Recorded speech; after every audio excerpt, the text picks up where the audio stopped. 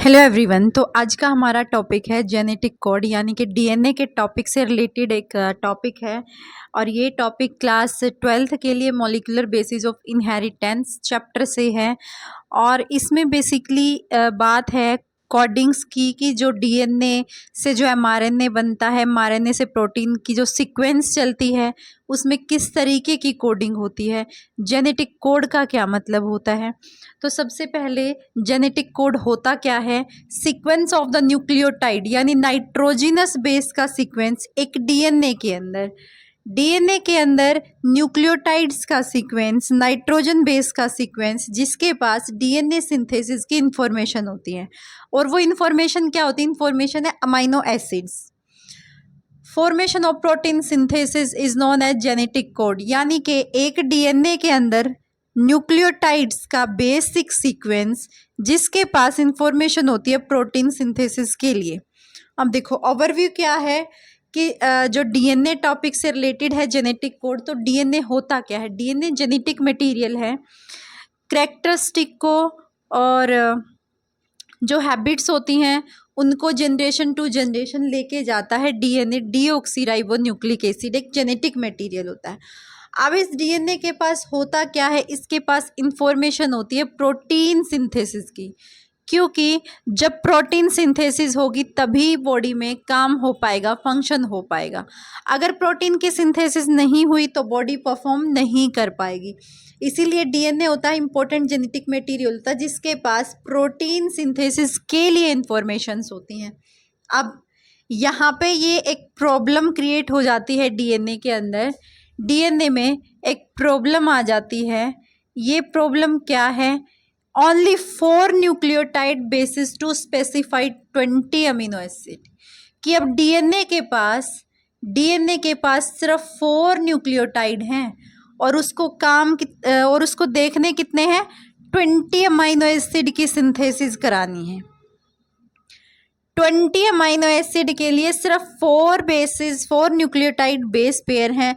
और ये इस जेनेटिक कोड की, इस डीएनए की प्रॉब्लम है कि उसके पास न्यूक्लियोटाइड तो सिर्फ 4 बेसिस हैं, 4 न्यूक्लियोटाइड बेसिस है और उसको स्पेसिफाई के लिए कितने अमीनो एसिड की ज़रूरत है? 20 अमीनो एसिड होते हैं टोटल। 20 न्यूक्लियोटाइड बेस पेयर उसके पास 4 हैं। अगर 1 nucleotide base translate for amino acid only 4 amino acid could be specified. अगर इस 4 न्यूक्लियोटाइड में से एक न्यूक्लियोटाइड अमीनो एसिड के लिए ट्रांसलेशन का काम करेगा तो वो 4 अमीनो एसिड को स्पेसिफाई कर पाएगा।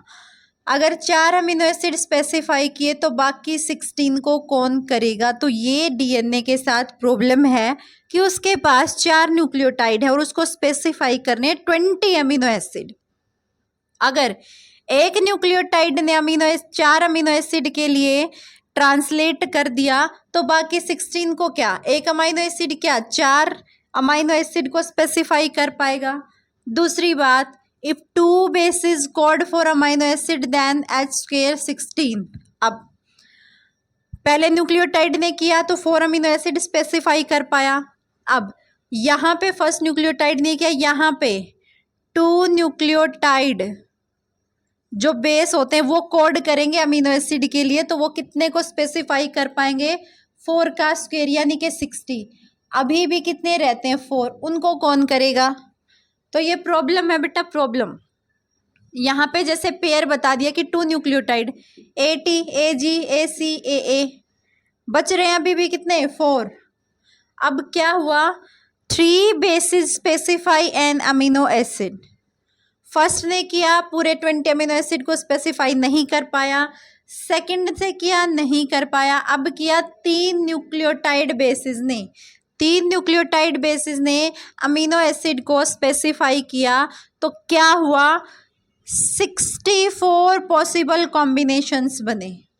64 कॉम्बिनेशंस कुछ इस टाइप के 64 न्यूक्लियोटाइड कॉम्बिनेशन बने। ये वाले जो कॉम्बिनेशन है UUG UUC, ये वाले हैं 64 कॉम्बिनेशन। और ये कितने अमीनो एसिड को कोड कर रहे हैं? 20 अमीनो एसिड्स को कोड कर रहे हैं।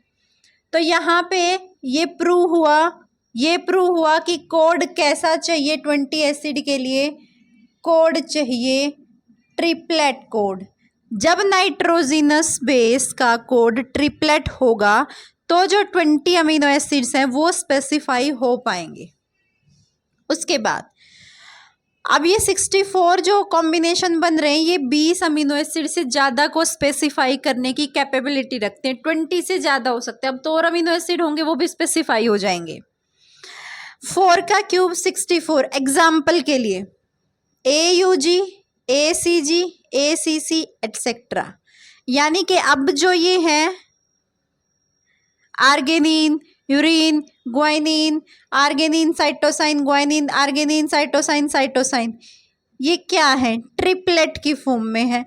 ये जब ट्रिपलेट की फॉर्म में होंगे तभी 20 अमीनो एसिड को स्पेसिफाई कर पाएंगे। अब टोटल पेयर बन रहे हैं 64। सारे के सारे के पास तो इंफॉर्मेशन नहीं है। 64 कॉम्बिनेशंस में से जो 61 है वो सेंस कोडोन है। सेंस कोडोन मीन्स उनके पास इंफॉर्मेशन होती है अमाइनो एसिड की इंफॉर्मेशन। 64 में से 61 के पास इंफॉर्मेशन होती है अमाइनो एसिड्स के लिए।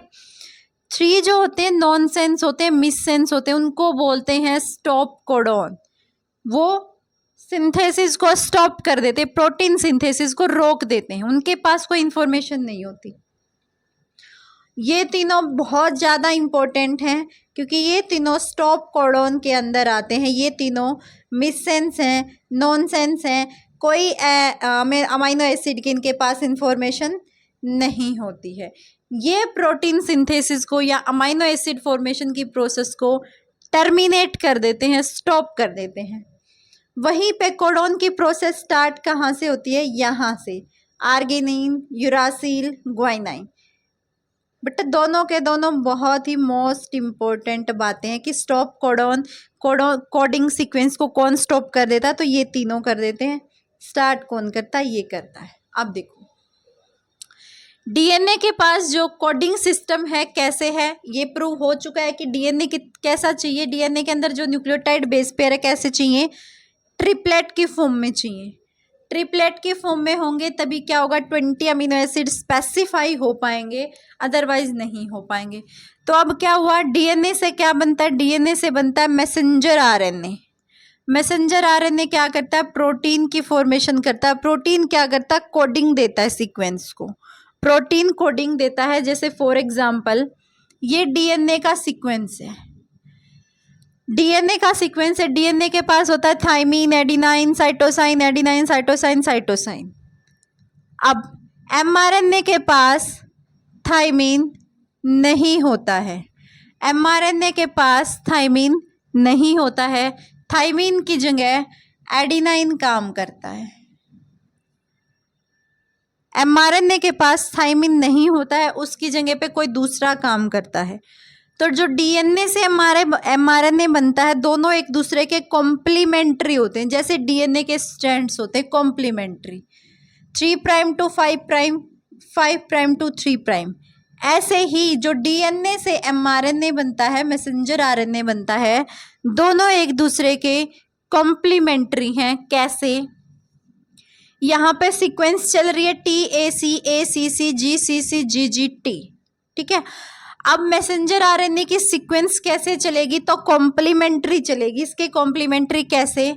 क्योंकि मैसेंजर आरएनए में थाइमीन नहीं होता है तो उसकी जगह पे कौन काम करता है? एडिनिन काम करता है। यहाँ पे जो एडिनिन होता है उसकी जगह पे कौन काम करता है? एडिनिन की जगह पे काम करता है यूरासिल। साइटोसाइन की जगह काम करता है ग्वाइनाइन। ऐसी ये कॉम्प्लीमेंट्री चलती है यहाँ पे। फिर एडिनाइन की जगह ए की जगह यू, सी, जी, सी, जी। जहाँ भी सी दिखे उसकी जगह पे जी, जहाँ भी जी दिखे उसकी जगह पे सी, सी की और जी के। ऐसे ए यू टी ए ऐसे। उसके बाद जी सी सी, तो जी के रिप्लेस किया सी ने, सी जी सी जी। ये एक दूसरे के कॉम्प्लीमेंट्री हैं, ऐसा इसलिए है। अब AUG क्या बना रहा है? AUG के लिए कोडिंग किसकी है? Mat, methionine. UGC के लिए CCG के लिए आर्गिनिन, ये क्या बेटा, ये प्रोटीन सिंथेसिस है, प्रोटीन कोडिंग कर रहा है अमीनो एसिड्स की। यहाँ पे प्रोटीन उनको कोड सीक्वेंस दे रहा है। अब देखो कोड कैसा है, ट्रिपलेट, ये बार बार बात आई है बेटा, कोड कैसा होता है, ट्रिपलेट। किस में होता है, DNA में। दूसरा वर्ड आएगा कोडोन, कोडोन किस में होता है बेटा, मैसेंजर RNA में, कोडोन, ये वाला सीक्वेंस, ये वाला कोड कॉम्प्लीमेंट्री काम करता है, वो कोडोन। प्रोटीन के लिए जो सीक्वेंस देता है वो कौन, ये वाला कोडिंग सिस्टम। अब ये सारा जो जेनेटिक कोड है उसकी प्रॉपर्टी क्या क्या है, degenerate more than one codon for amino acid.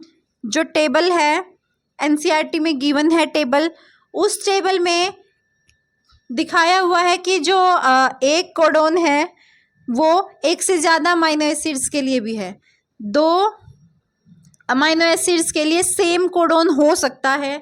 Codon is non overlapping end to end sequence. Overlapping non overlapping होता है, कैसे, देखो यहाँ पे एग्जाम्पल के लिए AUG स्टार्टिंग अलग एंडिंग अलग, ऐसा नहीं है AUA, CGC, TAT, ऐसा नहीं। सीक्वेंस क्या है, ओवरलैपिंग नहीं है, नॉन ओवरलैपिंग सीक्वेंस है। कोडोन इज यूनिवर्सल, यानी कि जितने भी लिविंग ऑर्गेनिजम्स में कोडोन करने जाओगे, DNA, mRNA, प्रोटीन, सबका सीक्वेंस सेम मिलेगा, किसी के लिए अलग नहीं है, इसीलिए कोडोन को यूनिवर्सल बोला हुआ है। ये है जेनेटिक कोड का टॉपिक। एक बार और रिवाइज करा देती हूँ कि जेनेटिक कोड क्या होता है, न्यूक्लियोटाइड्स यानी नाइट्रोजन बेस किसके अंदर, DNA मॉलिक्यूल्स के अंदर, जिनके पास प्रोटीन की सिंथेसिस की इंफॉर्मेशन होती है।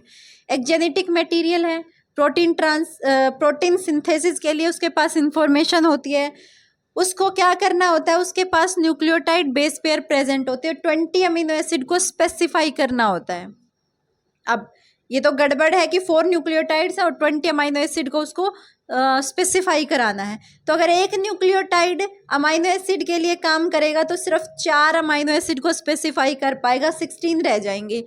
अगर उसके 2 न्यूक्लियोटाइड बेस काम करेंगे तभी भी वो 16 को कर पाएगा, 4 रह जाएंगे।